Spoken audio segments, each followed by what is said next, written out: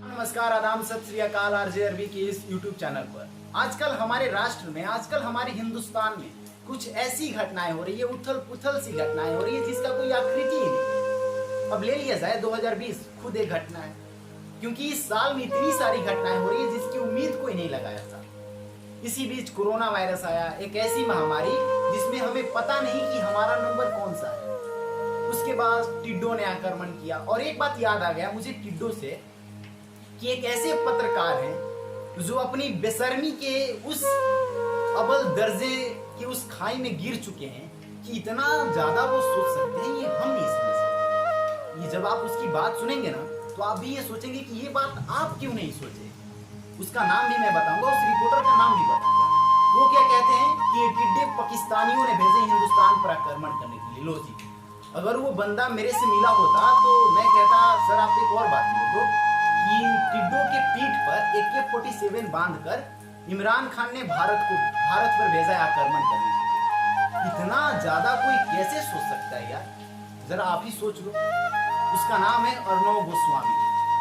उस बंदे में कुछ तो टैलेंट है, अब समझ गया मैं इस बात को सुनने के बाद। इसके बाद टिकटॉक वर्सेस यूट्यूब हुआ। फिर एक ऐसी घटना सामने आई जिससे पूरे बिहार वासियों को रोने पे मजबूर कर दिया, सड़कों पर उतरने पे मजबूर कर दिया। बॉलीवुड से जाने का तो सिलसिला बना ही था। इसी बीच बिहार के उभरते हुए सितारे सुशांत सिंह राजपूत को भी कुछ बॉलीवुड के जो समझते हैं कि बॉलीवुड की बाप की बकौती है, उन्हीं की बल पर चलता है बॉलीवुड, उनकी वजह से कहीं ना कहीं उन्हें जाने का ये कदम उठाना पड़ा।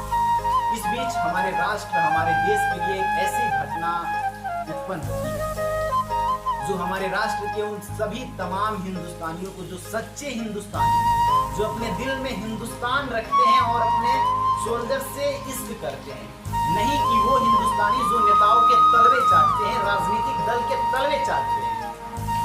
हम सभी तमाम हिंदुस्तानियों के लिए पिछले 2-4 दिन ऐसे दिन गुजरे हैं जिनमें हम अपनी वो उन सारे तमाम शहीद सैनिकों को श्रद्धांजलि देने में हमारे देश के लोग व्यस्त। हमारे देश के 20 जवान शहीद हो गए लद्दाख के पास बॉर्डर पर, और उन्हें अर्ध खुली आंखों वाले चाइनीज ने मारा। अगर मैं भारत के उन तमाम सभी हिंदुस्तानियों से पूछूं कि भारत में अगर कुछ विकास होता है, कुछ उन्नति होती है, कुछ प्रगति होती है, तो उसका श्रेय आप किसको देते हैं? नरेंद्र मोदी को देते हैं। ऑफ कोर्स, क्योंकि वो भारत के प्रधानमंत्री है। ठीक है, अगर भारत में कुछ उल्टा होता है, कुछ ऐसी घटनाएं होती है जिसको होना नहीं चाहिए, किसानों के साथ होता है, मजदूरों के साथ होता है, विद्यार्थियों के साथ होता है, तो उसका श्रेय आप किसी विपक्ष दल के नेता को कैसे दे सकते हैं? अगर किसी राष्ट्र में सारी अच्छाइयों चीजों का श्रेय आप प्रधानमंत्री नरेंद्र मोदी को दे रहे हैं, तो क्या उस राष्ट्र में घटित वैसी घटनाएं जो नहीं घटनी चाहिए, उसका श्रेय भी तो नरेंद्र मोदी को ही देना चाहिए ना? पर ऐसा आप नहीं न करेंगे, क्योंकि आप सभी को तो बड़े बड़े नेताओं के तलवे चाटने की आदत छुप पड़ गई है। इस वीडियो के बाद मेरे साथ बहुत कुछ हो सकता है, क्योंकि मैं जानता हूं जितने मेरे चैनल से लोग जुड़े हैं उनमें से मेरे कुछ दोस्त ही हैं जो भारत में सबसे प्रसिद्ध पार्टी अभी बीजेपी चल रही है, पावर में है, इसके प्रशंसक है। शायद जब ये वीडियो सुने उसके बाद मेरा चैनल अनसब्सक्राइब कर दे, मेरे वीडियोस ना देखे, अनलाइक कर दे, कमेंट कुछ अजीबोगरीब आए, उससे मुझे कोई फर्क नहीं पड़ता है, क्योंकि एक सब्सक्राइबर से कहीं ज्यादा महत्व मेरे लिए मेरा हिंदुस्तान है, और हमारे हिंदुस्तान में हर एक सोल्जर्स की महत्व एक सब्सक्राइबर से कहीं ज्यादा। आप वीडियो मत देखो, मुझे कोई परवाह नहीं पड़ता है, लेकिन मैं अपने अगर सोल्जर्स, अपने देश के हित में कुछ मुझे बोलना पड़ा तो मैं बिना डरे हर वक्त, हर समय, कहीं पर भी बोलने के लिए तैयार हूँ। और इस बीच अगर मैं पुलवामा के बारे में पूछूं कि वो 300 केजी RDX कहां से आया, तो उस पर कोई सवाल ना पूछे मोदी जी से। क्यों?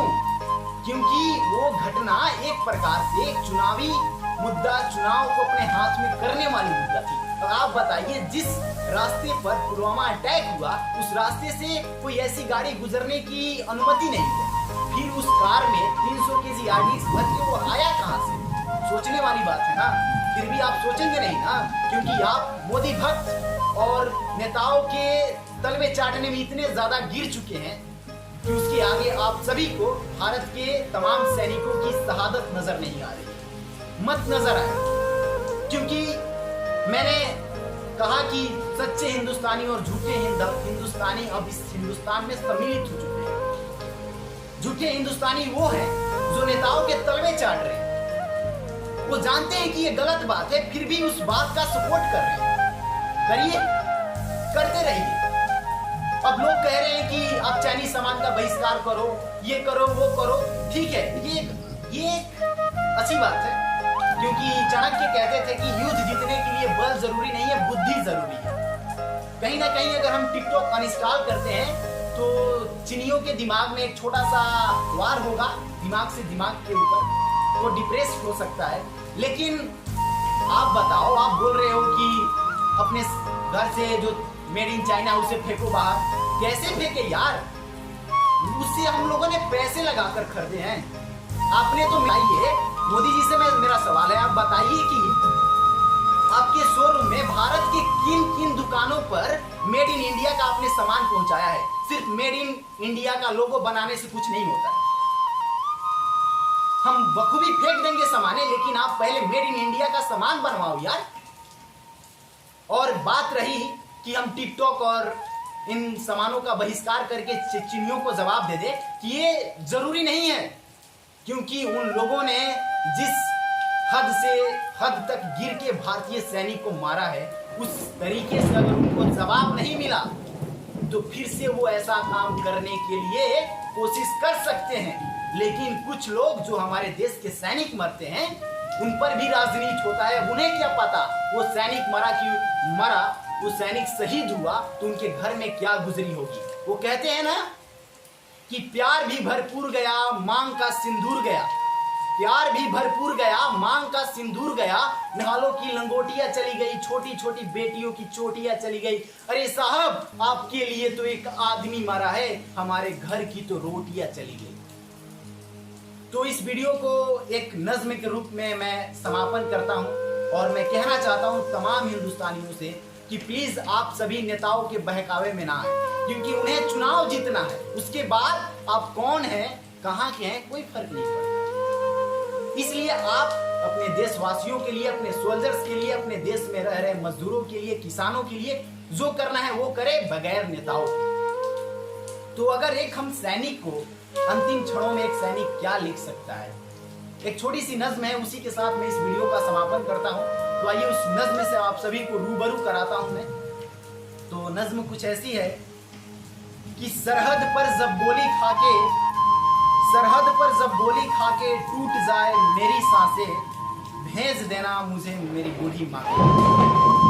बड़ा शौक था उसे कि मैं घोड़ी चढ़ूं, ढोल धमाधम ढोल बाजे, तो ऐसा ही करना, मुझे घोड़ी पे लेके जाना, ढोले बजाना, और जाके मेरी माँ से कहना कि माँ, बेटा दूल्हा बन के आया है। क्या हुआ, बहू नहीं ला पाया तो बारात तो लेकर आया है। मेरे बाबूजी पुराने फौजी बड़े मनमौजी कहते थे, बच्चे तिरंगे लहरा के आना है या तिरंगे में लिपट के आना है। तो कहना उनसे कि मैं उनकी बात रख ली, दुनिया को पीठ नहीं दिखाई, आखिरी गोली भी सीने पे खाई। मेरा एक छोटा सा भाई है, उससे पूछना कि मेरा वादा निभाएगा। मैंने सरहदों से कह के आया हूं कि एक बेटा जाएगा तो दूसरा बेटा आएगा।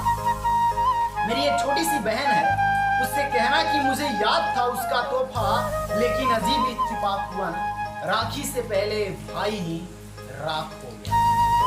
वो कुएं के सामने वाला घर, 2 घड़ी उस घर के सामने जरूर ठहरना, वहीं तो रहती है वो जिससे मैं जिन्हें मरने का वादा किया था।